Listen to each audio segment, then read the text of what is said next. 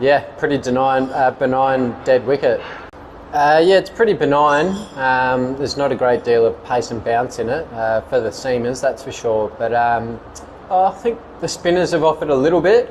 When you've hit the right length, there's been a little bit of natural variation, and when you get it out a bit wider into the rough, I think there's a little bit there as well. So I thought it would break up a little bit more and probably turn a bit more from the start, but it probably hasn't done so. But yeah, pretty benign dead wicket. They are motivated.